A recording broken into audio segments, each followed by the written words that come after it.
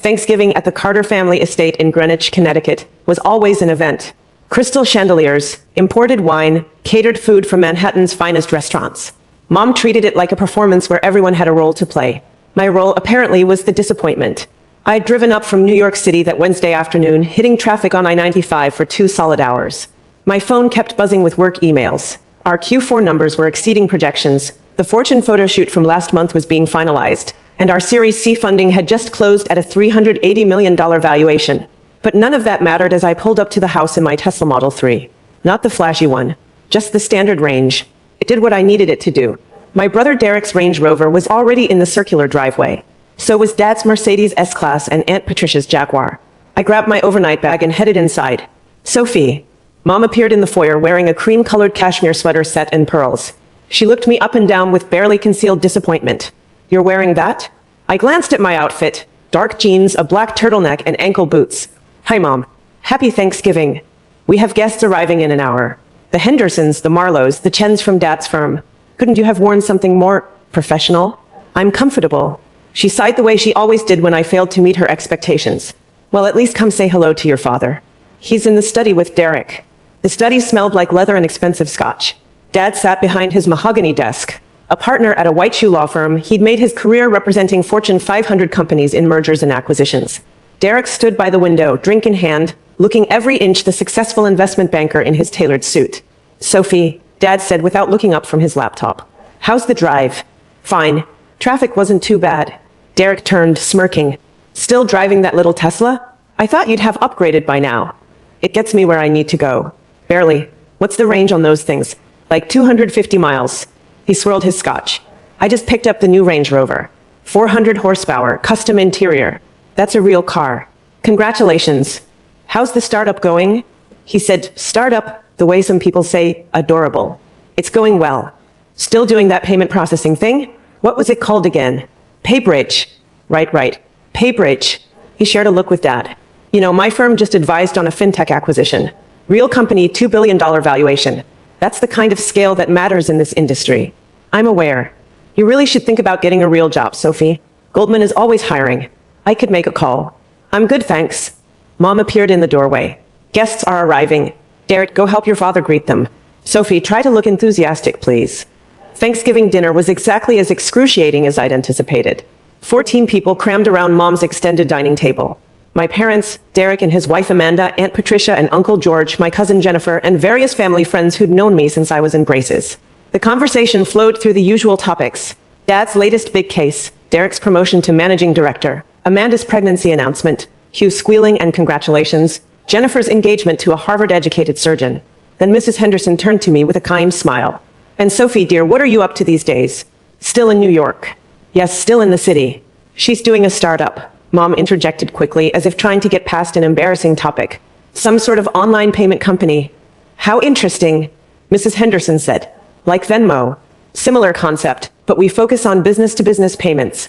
We help companies manage cash flow, process invoices, and optimize payment timing. Derek laughed. She makes it sound so legitimate. It is legitimate, I said quietly. Sophie, honey. Mom set down her wine glass. Can we please not do this tonight?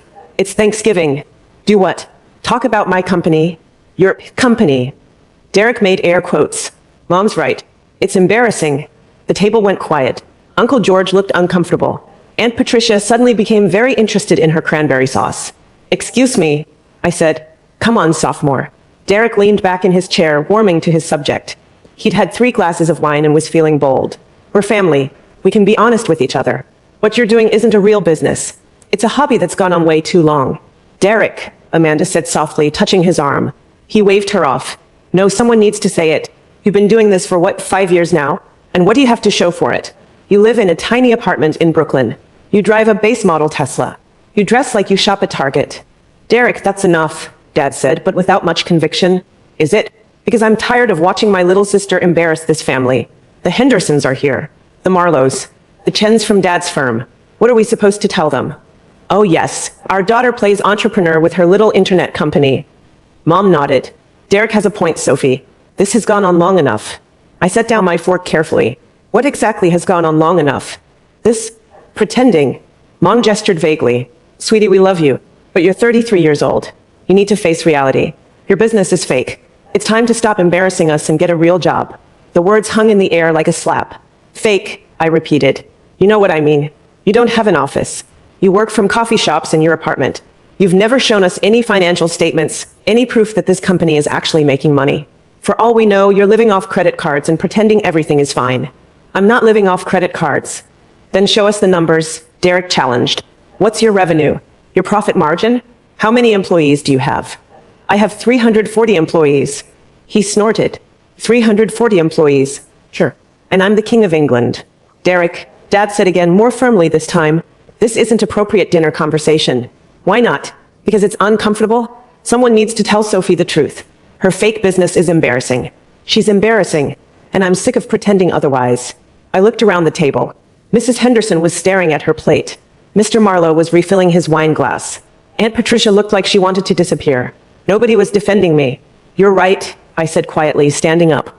This isn't appropriate dinner conversation. Excuse me. I walked out of the dining room, grabbed my coat from the hall closet, and headed for my car. Mom caught up with me in the driveway. Sophie, wait. Where are you going? Back to the city. You're leaving? It's Thanksgiving. And I just got called embarrassing and fake in front of your dinner guest. I think I'm done. Honey, Derek didn't mean it like that. He's just worried about you. We all are. I unlocked my car. You think my business is fake. You think I'm embarrassing. There's nothing left to say. Sophie, please, just come back inside. We can talk about this. No, Mom, we really can't. I drove back to Brooklyn with tears blurring my vision. Not because they'd hurt my feelings, though they had, but because after 5 years of building something incredible, my own family had looked at me and seen nothing but failure. The thing is, they weren't completely wrong to have been skeptical 5 years ago. In 2020, I'd quit my job as a financial analyst at JP Morgan Chase to start PayBridge. Everyone thought I was insane. I'd had a 6-figure salary, excellent benefits, a clear path to VP. And I'd walked away from it all to chase what Derek called a payment processing pipe dream. The first year was brutal. I burned through $85,000 in savings. I lived on ramen and coffee. I coded until 3 a.m. most nights, teaching myself Python and SQL because I couldn't afford to hire developers. But I'd seen a gap in the market. Small and medium-sized businesses were drowning in late payments and poor cash flow management. The existing solutions were either too expensive or too complicated.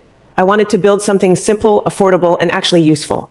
PayBridge launched in 2021 with exactly one client, a struggling furniture manufacturer in Queens who owed me a favor. We processed $47,000 in payments that first month. Then word spread. By the end of 2021, we had 200 clients and were processing $12 million monthly. By 2022, we had 2,000 clients and $127 million in monthly transaction volume. By 2023, we'd expanded to 8,500 clients, hired 180 employees, and were processing over $400 million monthly. This year, 2025, we had 15,000 clients, 340 employees, and were processing $1.3 billion in monthly transactions.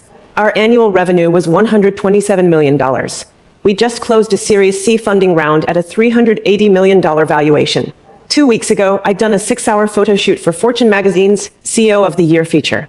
They were profiling 40 CEOs under 40 who were transforming American business. The magazine was set to hit newsstands tomorrow, Black Friday. But I'd never told my family any of this. Not because I was hiding it, but because they'd never asked.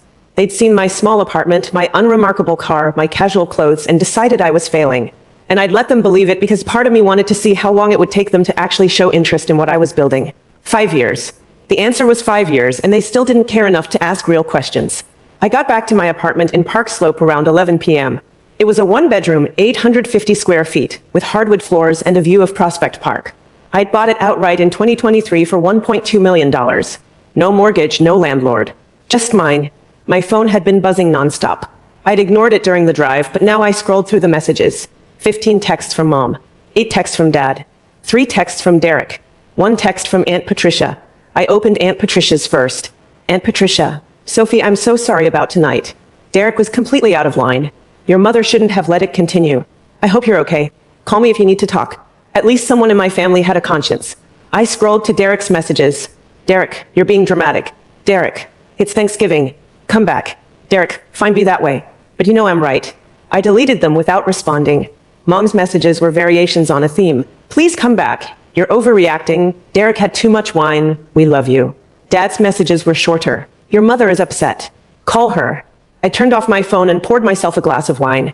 Tomorrow is going to be interesting. Black Friday morning, I woke to my phone exploding. I turned it back on at 7 a.m. to check work emails, and immediately the notifications started flooding in. Aunt Patricia, Sophie, is this you? Photo attached. The photo was the Fortune magazine cover. There I was, photographed in our office headquarters in Manhattan, sitting at my desk with the New York skyline behind me. The headline read, CEO of the Year, 40 under 40. And in smaller text, Sophie Carter, 33, built a $127 million fintech empire that's revolutionizing B2B payments. Aunt Patricia, I'm at your parents' house for breakfast. I just opened Fortune magazine. Your mother's face is white. Call me immediately. I grinned and poured myself coffee. My work phone started ringing. It was my CEO, Michael. Have you seen the Fortune cover? He asked. Not in person yet. Is it out? Sophie, it's everywhere. Twitter is exploding. LinkedIn is going crazy. Our website traffic is up 400% in the last hour. We've gotten 47 new client inquiries since 6 a.m. That's amazing. Amazing?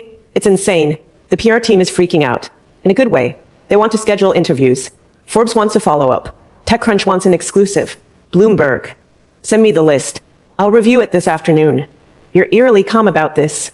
I knew the cover was coming, Michael. Yeah, but did you know it would blow up like this? They're calling you the quiet giant of fintech. They're comparing you to the Stripe founders. Let's not get carried away. I'm serious. This is huge. You should come into the office. The team wants to celebrate. I'll be there in an hour. I hung up and checked my personal phone again. 32 new messages. Mom, Sophie, Aunt Patricia just showed me a magazine. Is this real? Mom, why didn't you tell us? Mom, call me right now. Derek, what the hell? Derek, is that Fortune magazine cover actually you? Derek, Sophie, call me. Dad, your mother is very upset. We need to talk about this Fortune article. Jennifer, cousin, I just saw the cover. Oh my God, why didn't you tell anyone? Amanda, Derek's wife, Sophie, I'm so proud of you. That cover is incredible. Derek is processing. Call when you can. I ignored them all and got ready for work. The PayBridge offices occupied the 14th and 15th floors of a building in Midtown Manhattan. Glass walls, standing desks, a full kitchen, and a view of Bryant Park. We'd moved here in 2023 when our team outgrew our previous space in Brooklyn. When I walked in at 9 a.m., the entire office erupted in applause. There she is. Michael shouted. CEO of the Year. Someone had printed the Fortune cover and blown it up to poster size. It was hanging in the main conference room with a banner that read, "We always knew." My head of engineering, Lisa, handed me a mimosa. You're a celebrity now. How does it feel? Surreal. Surreal? Sophie, you're on the cover of Fortune magazine. With your revenue numbers, your valuation, your face. This is going to change everything. She wasn't wrong. By noon, we'd received 200 plus client inquiries, 15 interview requests, and a dozen invitations to speak at conferences. Our investor relations team was fielding calls from VCs who suddenly wanted to talk about our Series D plans. The publicity was overwhelming and perfect. At 2 p.m., my personal phone rang. I'd been expecting this. Hi, Mom. Sophie Marie Carter. Her voice was shaking. I am sitting here with Aunt Patricia, and she just showed me a Fortune magazine with your face on the cover. Is this some kind of joke? It's not a joke. It says you run a $127 million company. It says you have 340 employees. It says you're revolutionizing the fintech industry. All true. Then why? Her voice broke. Why didn't you tell us? You never asked, Mom. That's not fair. You never said. I tried to. Multiple times. But every time I mentioned PayBridge, you dismissed it. You called it a hobby. Derek called it embarrassing. You literally told me last night that my business was fake. Silence. Is Dad there? I asked. He's reading the article right now. Sophie, this says you raised $85 million in funding. It says you're processing over $1 billion in transactions monthly. How is this possible? Because I'm good at what I do. But you live in a tiny apartment. You drive a regular car. You dress so casually. I live in an 850 square foot apartment in Park Slope that I own outright. I drive a Tesla because it's efficient and reliable. I dress casually because I'm comfortable and my clients don't care what I wear. None of those things have anything to do with whether my business is successful. Derek is here, Mom said quietly. He wants to talk to you. I don't want to talk to Derek. Sophie, please. He feels terrible about last night. Put him on. There was rustling, then Derek's voice. He sounded different. Subdued. Soft fight. I don't know what to say. Then don't say anything. I'm sorry. About last night. I was drunk and stupid and completely out of line. You called my business fake. You called me embarrassing. In front of Mom and Dad's friends. I know. I'm an idiot. I had no idea. None of us did. Why didn't you tell us? I tried to, Derek. Every time I came home, I talked about PayBridge. But you never listened. You heard startup. and decided I was failing. You never asked about revenue or clients or growth. You just assumed. You're right. I did assume. And I was completely wrong. He paused. The article says you're processing $1.3 billion monthly. That's more than my entire division at the bank handles. I know. It also says you turned down acquisition offers from JP Morgan and Goldman Sachs. I did. 3 times from JP Morgan, twice from Goldman. They wanted to buy PayBridge for $200 million, $290 million, and $380 million respectively. I said no every time. Why? Because we're worth more than that.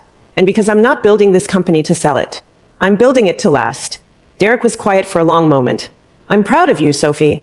I should have said that years ago. I'm sorry I didn't. I appreciate that. Can you come back up? For the weekend? Everyone wants to see you. I have work, Derek. We just got 200 new client inquiries because of the Fortune cover. I need to be here. Right. Of course. Work. He sounded genuinely disappointed. Will you at least call Mom back? She's devastated that she didn't know. I'll think about it. I hung up and turned off my phone. The weekend was a blur of interviews, client calls, and team celebrations. By Monday, the Fortune cover had been shared over 50,000 times on social media. We'd gotten 800 plus client inquiries and hired a dedicated PR firm to manage the media requests. Monday afternoon, a flower delivery arrived at my apartment. 24 white roses with a card. Sophie, I'm so sorry. We should have believed in you. We should have asked. We should have known. Please forgive us. We love you. Mom, Dad, and Derek. I put the flowers in a vase and didn't call them back. Tuesday, a package arrived. Inside was a handwritten letter from Mom. Dear Sophie, I've spent the past 4 days reading everything I can find about PayBridge. The Fortune article, the TechCrunch features, the Bloomberg coverage, the case studies from your clients. I've watched your keynote speech from FinTech Summit 2024. I've read the Glassdoor reviews from your employees, all overwhelmingly positive. I'm ashamed that I had to learn about my own daughter's success from a magazine. You were right at Thanksgiving. We never asked. We saw what we wanted to see, a struggling entrepreneur who needed our guidance. We never looked deeper. We never took you seriously. Derek is mortified. He's told everyone at his firm about you. Apparently, his managing director has been trying to get a meeting with you for months. Small world. Your father wants to invest in your next funding round. I told him that's probably not appropriate and also that you don't need our money. What you need is our belief, our respect, our genuine interest in what you've built. I know we don't deserve it, but I'm asking for another chance. Not to celebrate your success, though we do want to celebrate, but to actually know you, to understand what drives you, to be the family you deserve. Please come to Christmas. No pressure, no performances, no guests. Just us. Let us try to do better. Love, Mom. I read the letter 3 times. Then I called her. Sophie. She answered on the first ring. Oh, honey, thank God. I wasn't sure you'd call. I got your letter. Did you read it? Yes. And I'll come to Christmas. But Mom, if I come, things have to be different. They will be. I promise. What do you need? I need you to actually listen when I talk about my work. I need you to ask real questions, not just nod politely. I need you to stop measuring my success by what car I drive or what apartment I live in. Done. Absolutely. What else? I need Derek to understand that his world isn't the only version of success. Investment banking is great, but it's not better than what I'm doing. Just different. He knows that now. Trust me, he knows. And I need Dad to stop offering to help with connections or introductions. I've built this company without his help. I'm proud of that. I understand. Anything else? Yeah. I need you to be proud of me, not because Fortune magazine validated what I'm doing, but because I'm doing work that matters. I'm helping businesses survive. I'm creating jobs. I'm building something meaningful. That should have been enough for you to be proud, with or without a magazine cover. Mom's voice cracked. You're right. It should have been. And I am proud, Sophie. Not because of Fortune, but because you're my daughter and you're extraordinary. I just wish I'd realized it sooner. Me too. So you'll come to Christmas? I'll come, but just for 2 days. I have a company to run. 2 days is perfect. Thank you, honey. Thank you for giving us another chance. Christmas was different.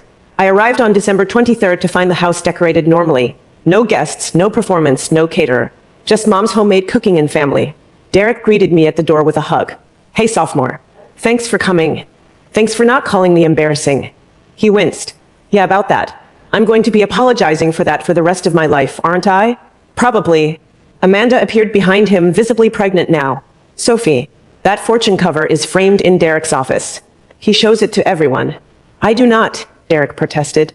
You absolutely do, she laughed. He's told the story at least 50 times. My little sister is CEO of the year. I smiled despite myself. Dad came out of his study. Sophie, good to see you. Hi, Dad. I read the Fortune article. Impressive work. Very impressive. Thank you. I'd love to hear more about your business model over dinner. The payment optimization piece is fascinating. I have some questions about your approach to credit risk assessment. I blinked. You actually read the article? I read everything I could find, including your interview with Bloomberg and your presentation at the FinTech Summit. You've built something remarkable. I don't know what to say. Say you'll explain how you managed to scale from 2,000 clients to 15,000 clients in 3 years while maintaining a 98% retention rate. That's extraordinary in the fintech space. And just like that, we were talking about models and metrics and market positioning, about the challenges of scaling a payments platform, about regulatory compliance and competitive moats. It was the first real conversation we'd had about my work in 5 years. Mom made pot roast and mashed potatoes, my favorite. Over dinner, they asked about my employees, my investors, my plans for expansion. Derek shared stories from his banking world without the condescension I'd grown used to. Aunt Patricia asked if she could invest in my Series D. You want to invest? I asked, surprised.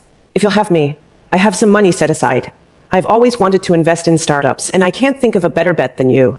Aunt Patricia, our minimum investment for the Series D will probably be $500,000. I have it. I stared at her. You have $500,000 you want to invest in PayBridge? I have $1 million. I was going to split it between you and a few other opportunities, but if you prefer the full amount, let me send you the investment materials. Talk to your financial advisor. Make sure it's the right move for you. Already did. She said if the Fortune magazine profile was accurate, this was a no-brainer. By the end of the weekend, I'd had more meaningful conversations with my family than in the previous 5 years combined. On Christmas evening, Derek pulled me aside. Can I show you something? He asked. He led me to his old bedroom, which Mom had converted to a guest room. On the desk was a framed photo from Thanksgiving. Not the awful Thanksgiving where he'd called me embarrassing, but from 2019, the year before I'd started PayBridge. We were both laughing at something Dad had said, young and careless. I keep this here as a reminder, Derek said quietly. Of what? Of how badly I screwed up. I had a sister who was building something incredible, and I was too arrogant to see it. Too caught up in my own definition of success to recognize anyone else's. Derek, let me finish. When I saw that Fortune cover, my first emotion wasn't pride. It was shame. Because I realized I'd been treating you like a failure when you were succeeding beyond anything I'll ever accomplish. That's not true. You're a managing director at. I'm a cog in a machine, Sophie. A well-paid cog, but still a cog. You built the machine. There's a difference. Both things matter. Maybe. But I should have respected what you were doing. I should have been curious instead of dismissive. I should have been your biggest cheerleader, not your harshest critic. I put my hand on his shoulder. You can start now. I already have. I've been telling everyone at the bank about PayBridge. We're actually looking at using your platform for some of our mid-market clients' payment processing. I gave your COO's contact info to our head of business development. You did. I did. And Sophie, when I tell people my sister is the CEO of PayBridge, the CEO of the year according to Fortune magazine, the woman who built a $127 million fintech empire from nothing, I've never been more proud to be your brother. 6 months after the Fortune cover dropped, PayBridge closed its Series D funding round at a $740 million valuation. Aunt Patricia invested $1 million. We used the funding to expand internationally, launching in Canada, the UK, and Australia. By the end of 2026, we were processing $2.3 billion in monthly transactions with 25,000 clients and 580 employees. Annual revenue hit $247 million. Derek's bank became a client. He still jokes that his little sister is technically his vendor now. Mom frames every article written about PayBridge and sends them to relatives with handwritten notes. This is my daughter. Dad joined our advisory board. He doesn't get paid for it. He does it because he's genuinely interested in what we're building. Last month, Forbes ran a follow-up feature. A year after her CEO of the Year cover, Sophie Carter is just getting started. The opening line read, "While most CEOs chase headlines, Sophie Carter chased excellence." The headlines came anyway. They interviewed my family for the piece. Mom said, "We underestimated her for too long. We won't make that mistake again." Derek said, "My sister taught me that quiet confidence builds empires. Loud criticism builds nothing." I framed both quotes and hung them in my office. Not because I needed their validation, though it was nice to finally have it, but because they were true. And because the best revenge isn't proving people wrong. It's building something so undeniable that their opinions become irrelevant.